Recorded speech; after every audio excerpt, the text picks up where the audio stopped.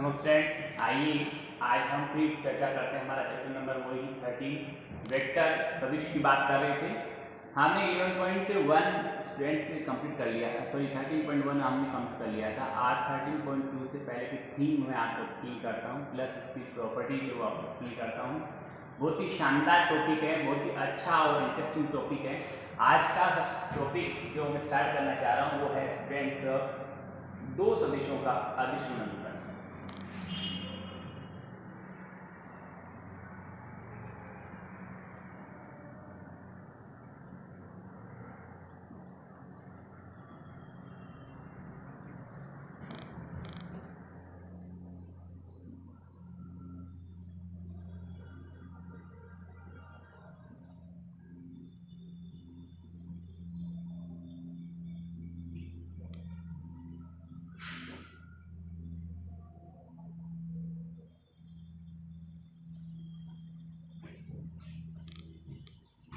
Scalar product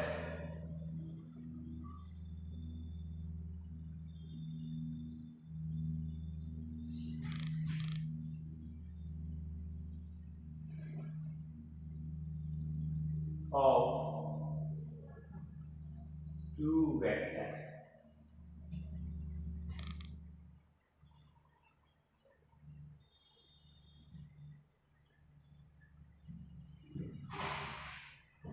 कैसे होता है, पहले इसका फॉर्मूला और फिर इसका ज्योमेट्रिकल रिप्रेजेंटेशन आपको एक्सप्लेन करता हूं।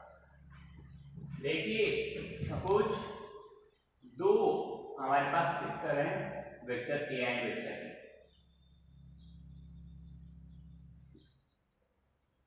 जैसे स्टूडेंट्स क्या होता है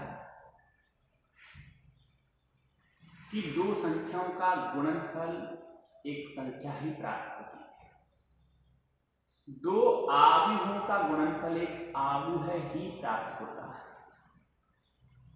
परंतु दो सदिशों का गुणनफल एक सदिश प्राप्त हो यह जरूरी नहीं। तो इस गुणनफल की कैटेगरी के अकॉर्डिंग दो तरह के गुणनफल तय किए गए हैं, एक स्केलर और एक वेक्टर, एक अदिश गुणनफल और एक सदिश गुणनफल। आज हम अदिश गुणनफल के बारे में बात करेंगे। अदिश गुणनफल क्या होता है? दो सदिश राशियों को गुणा करने पर उनका जो गुणनफल है, यदि एक अदिश राशि के रूप में प्राप्त होता है तो वह उन दो सदिशों का अदिश गुणनफल कहलाता है। यदि दो सदिश राशियों का गुणनफल एक अदिश राशि प्राप्त होती है तो इस तरह के गुणनफल को हम अदिश गुणनफल कहते हैं, और इसको हम बिंदु गुणनफल या डॉट गुणनफल भी इसका नाम है। वो इसलिए कि दोनों सदिशों के बीच में बिंदु या डॉट लगाया जाता है, इसलिए इसको बिंदु गुणनफल या डॉट गुणनफल के नाम से भी जाना जाता है। यहां देखिए स्टूडेंट्स, इनका यदि मुझे प्रोडक्ट फाइंड आउट करना है तो vector A dot vector B is equal A का मैग्नीट्यूड इंटू बी का magnitude into cos theta. It is the product, it is the scalar product of given two vectors a and b. दो सदिशों का अदिश गुणनफल क्या है जरा देखिए। किसी भी सदिश के परिमाण को हम, सदिश a है तो परिमाण a हो जाएगा, और सदिश b है तो उसका परिमाण b हो जाएगा इंटू cos थीटा। दो सदिशों का अदिश गुणनफल उनके परिमाण की कोस सेक जा साइन कोसाइन, यानी कोसाइन जा बोलते अपन सीधी ऐसा बोलते कि दो सदिशों का अदिश गुणनफल उनके परिमाण तथा कोस थीटा के गुणनफल के बराबर होता है। अब स्टूडेंट्स इसका हम यदि थोड़ा सा विस्तार से इसको पढ़ना चाहें, विस्तार से इसको देखना चाहें, तो हम यहाँ पर इसकी ज्योमेट्रिकल रिप्रेजेंटेशन की बात करेंगे। यहाँ पर इसके हम ज्यामितीय स्वरूप की बात करेंगे जो हमें दो राशियों के अदिश गुणनफल को समझने में सहायता करेगा। यहाँ पर स्टूडेंट्स हमने भी देखेंगे कि दो मार्कअप सॉल्यूशन, ये नोट पॉइंट है, तो ध्यान दें इसको, दो मार्कअप सदिशों का अदिश गुणनफल क्या होता है, यदि हमारे से ये पूछा जाए, ये प्रश्न हमारे से करे कोई कि दो मार्कअप सदिशों का अदिश गुणनफल क्या होता है, तो इसका जवाब है स्टूडेंट्स cos थीटा होता है। और उसका रीजन ये है कि मार्कअप सदिश तो परिमाण तो एक ही का है, तो एक गुणा एक ही हुआ, वैल्यू क्या बनी cos थीटा। तो दो मार्कअप सदिशों का जो अदिश गुणनफल है उसका वैल्यू cos थीटा इक्वल होता है। हम इसकी ज्यामिति व्याख्या के लिए यही दो सदिश रखते हैं, सदिश a और b है। देखिए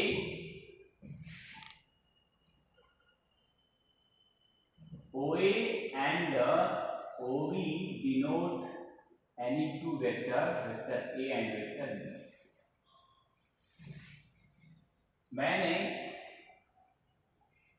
A पॉइंट से OB के ऊपर एक लंब डाला, उसे AM नाम दिया गया, और B से OA पे डाला, उसे BN नाम दिया गया, और इन दोनों के बीच का जो एंगल है उसको मैं थीटा नाम दिया।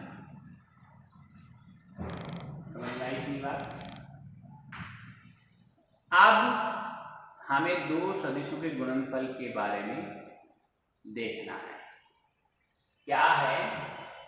आप कहेंगे कि चूंकि vector A dot vector B is equal magnitude of vector A into magnitude of vector B into cos theta, ये होता है। अब ए क्या है? ये तो मैग्नीट्यूड है, बी क्या है? ये भी मैग्नीट्यूड है। हम ये देखें यहाँ स्टूडेंट्स कि हमने जो लंब डाले हैं उन लंब की लंबाइयों को यदि हम इस ज्यामितीय रचना के अनुसार निकालना चाहें, यदि मैं OM की बात करता हूँ, यदि मैं OM की बात करता हूँ तो OM क्या है? त्रिभुज, नाम लिख दूँ मैं, त्रिभुज OMA व त्रिभुज ONB में पहले OM देखता हूँ तो OM क्या हो गया? ये थीटा है तो ये लंब हो गया, तो ये आधार है और ये OA कर्ण है, तो वो आएगा OA into cos theta. Reason क्या हुआ? आधार बटे कर्ण बराबर cos थीटा होता है। ये OM आ चुका। हम ON की बात करें तो स्टूडेंट्स वहां पर ON आएगा हमारे पास में OB cos थीटा। देखिए जरा गौर से दोनों वैल्यूज को। अब ये क्या है? OA cos थीटा और OB cos थीटा क्या है? OA cos थीटा सदिश OA का OB पर प्रक्षेप कहलाता है। ये जो है ना OA cos थीटा है, सदिश OA का ये क्या है? यह है सदिश OA का सदिश OB पर प्रक्षेप कहलाता है। इसी तरह इसको क्या कहेंगे कि सदिश OB का सदिश OA पर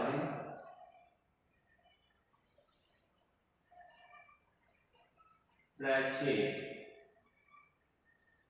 कहलाता है। देखिए ये क्या है? OM किसके बराबर है? सदिश OA का सदिश OB पर जो प्रक्षेप है वो लंब डाला है, यानी ओरिजिन बिंदु से लंब पाद की जो दूरी होती है उसको प्रक्षेप कहा जाता है। ये प्रक्षेप अच्छी तरह समझिए, कौन है प्रक्षेप? प्रक्षेप कौन है, ओ एन। ये एक स्केलर वैल्यू होती है, यानी मेरी भाषा में बोलूं तो सुनिए, ये दो सदिशों का उद्गम बिंदु है, initial point of two vectors है।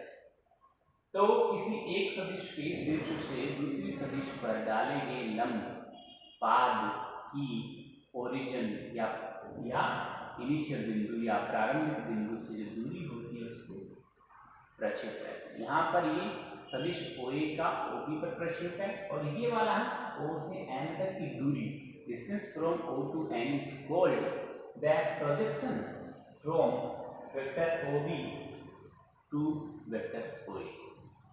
तो ये प्रोजेक्शन, प्रक्षेप से बोलते हैं ना, वो ये है प्रोजेक्शन।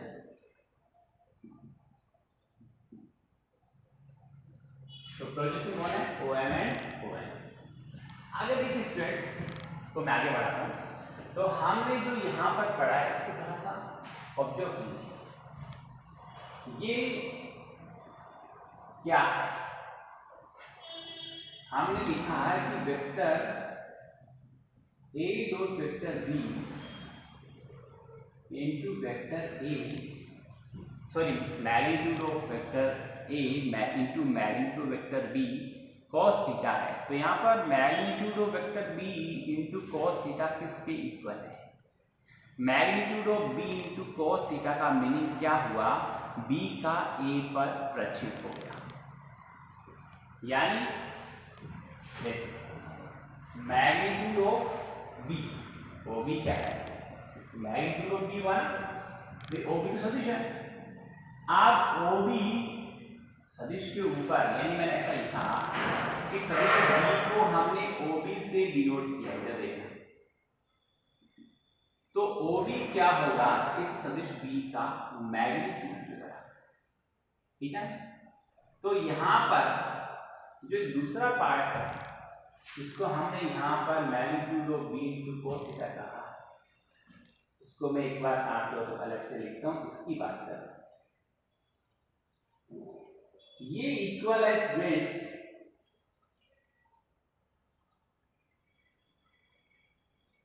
ये इक्वल है हमारे किसके इक्वल है, ये कि सदिश B से, जो सदिश B है हमारा, उस A पर जो प्रक्षेप है उसके बराबर है, ON के बराबर। कौन, ये सदिश का परिमाण इंटू कोस थीटा, ON के बराबर। देख लो यहाँ ON बराबर क्या है, OB कोस थीटा, OB क्या है, B का परिमाण इंटू कोस थीटा। समझ लिया आपसे, यानी OB का OA पर जो प्रक्षेप है, OB कौन है, वेक्टर B। इसको ऐसा लिखते हैं अपन, यहाँ पर इसको लिखते हैं कि वेक्टर A का वेक्टर B पर प्रक्षेप है, ओके। और यहाँ ये वेक्टर B का वेक्टर A पर प्रक्षेप। स्टूडेंट्स आप देखेंगे यहाँ पर ये कौन है, ये भी प्रक्षेप है, किसका किस पर है, यानी प्रोजेक्शन, ये भी प्रोजेक्शन है। कौन, ON, किससे, वेक्टर OB से वेक्टर OA। तो यहाँ इसको हम इंटू में लिखते हैं ON, इसे लिख दिया ON। तो दो सदिश का अदिश गुणनफल प्रथम सदिश के परिमाण और दूसरे सदिश से प्रथम सदिश पर खींचे गए प्रक्षेप के गुणनफल के बराबर। ये क्या है, दूसरे सदिश से, दूसरे सदिश कौन हुआ, B हुआ, B से A पर खींचे गए प्रोजेक्शन की लंबाई को ON कहा। तो हम यहाँ पर ज्यामिति व्याख्या जब करेंगे तो ये कहेंगे दो सदिशों का अदिश गुणनफल प्रथम सदिश के परिमाण और द्वितीय सदिश का प्रथम सदिश पर खींचे गए प्रक्षेप के गुणनफल के बराबर होता है। ऐसे ही हम इसको दूसरे शब्दों में भी कह सकते हैं कि यहाँ पर हमने वेक्टर B कोस थीटा की जगह ON लिखा, तो हम वेक्टर A कोस थीटा, यदि हम B को अलग रख दें, इसको हम यूं कर दें कि वेक्टर B को हम अलग रख लें, मैग्नीट्यूड ऑफ वेक्टर B अलग रख दें, और magnitude of vector a into cos theta को हम यदि ब्रैकेट्स में क्लोज करें तो it is equal to OA cos theta and OA cos theta is equal to OM. Okay, it is the projection from OA, that means vector A, projection from vector A to vector B, or this is called OM. This is called OM. So then we can write it magnitude of vector A or into कह सकता हूँ into OM. Then the explanation of the given property is the product of two any vectors, the scalar product of two any vector are equal to the magnitude of first vector and the value of the projection of second vector to the first vector. तो यहाँ पर हम कहेंगे इन दो सदिशों का अदिश गुणनफल the scalar product of two any vector is equal to the magnitude of first vector and the value of the projection of second vector to the first vector, यानी प्रथम सदिश का परिमाण और बची हुई जो दूसरी सदिश है उससे पहली सदिश पर खींचे हुए प्रोजेक्शन यानी प्रक्षेप के गुणनफल के बराबर उन दो सदिशों का अदिश गुणनफल होता है। तो स्टूडेंट ये था हमारा ज्यामितीय व्याख्या। इसके बारे में कुछ निष्कर्ष देखें, इसके बारे में कुछ निष्कर्ष निकल कर आते हैं, उनकी भी हम चर्चा करेंगे। तो देखिए क्या है वो।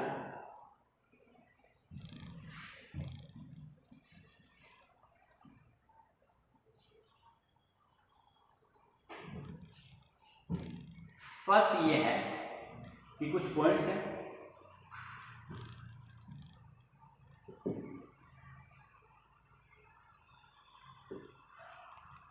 फर्स्ट है जब A तथा B समदिश या समांतर होते हैं, इसको भी हटाते हैं।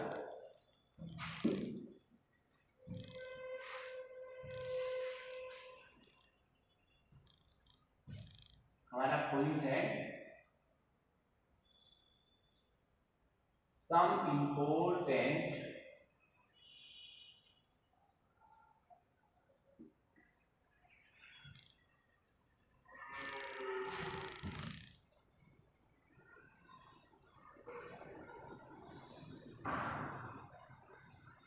deduction of scalar product of vector, deduction from भी कह सकते हैं from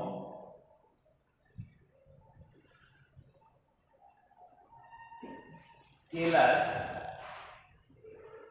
product of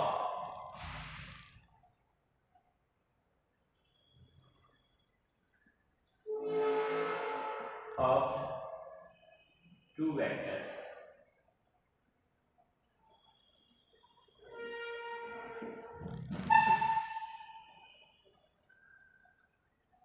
ओके, और इसमें फर्स्ट ये है कि इफ वेक्टर A तथा वेक्टर B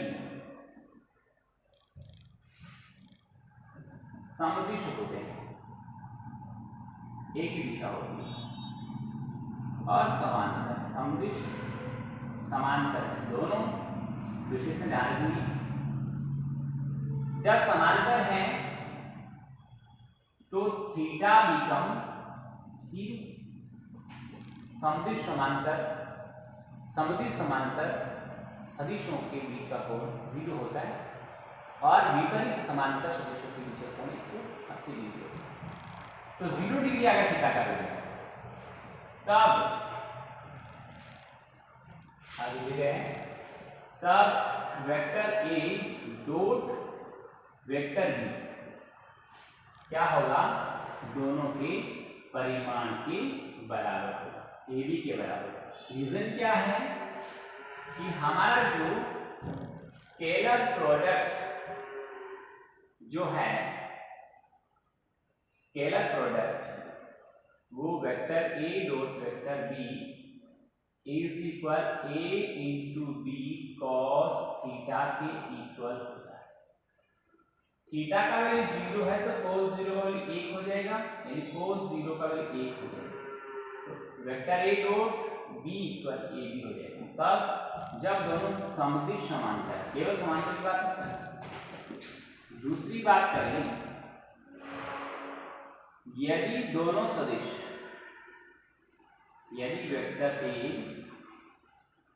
तथा वेक्टर बी क्या हो, समान हो, इक्वल समान हो होंगे, जब उनका परिमाण और दिशा दोनों समान होते हैं।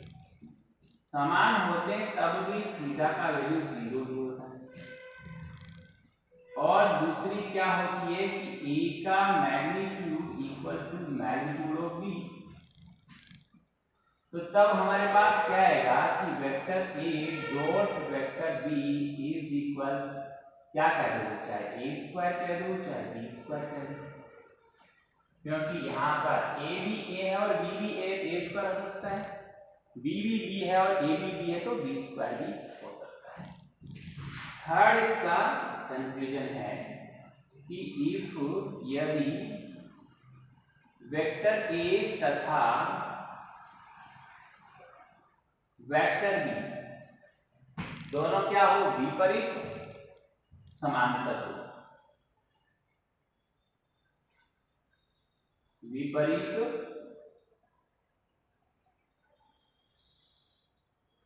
समांतर हो, तो क्या होता है कि थीटा 180 डिग्री होता है। थीटा कितना होता है, 180 डिग्री।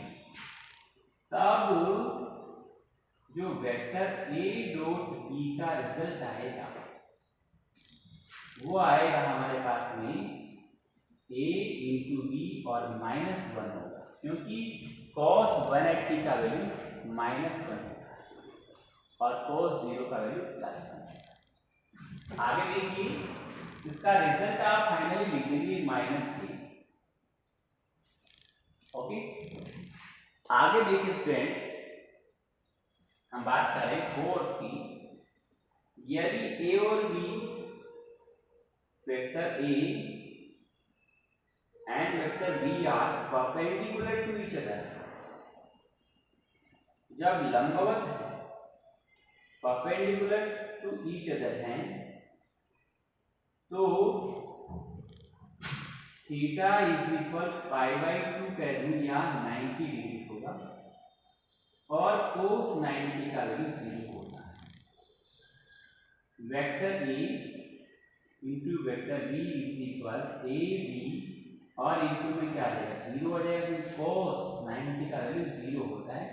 दैट मीन्स कंप्लीट जो रिजल्ट है वो भी 0 होगा। अर्थात एक नया हमारे पास कंक्लूजन निकल कर आया है कि if any two vectors are perpendicular to each other then the scalar product of the given vector are 0।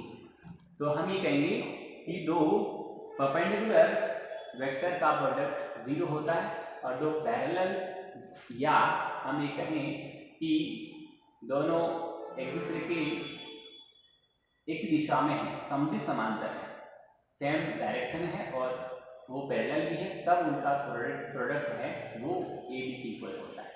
जब दोनों विपरीत समांतर हैं, यानी अपोजिट है डायरेक्शन में और पैरेलल भी है, तो -a भी होता है। और दोनों बिल्कुल इक्वल है, डायरेक्शन भी इक्वल है, मैग्नीट्यूड भी इक्वल है, तो उसका प्रोडक्ट ए स्क्वायर या बी स्क्वायर होता है। स्टूडेंट्स, इस प्रकार आज हमने स्केलर प्रोडक्ट की इतनी प्रॉपर्टी हमने पढ़ी है और उम्मीद करता हूँ आपको समझ में आई होगी, अच्छी लगी होगी। तो आगे इसके एग्जाम्पल जरूर देखेंगे, कुछ और प्रॉपर्टी है वो मैं नेक्स्ट वीडियो में आपको एक्सप्लेन करूँगा। होमवर्क जरूर करिए, पढ़ाई करिए, मेहनत करिए, बहुत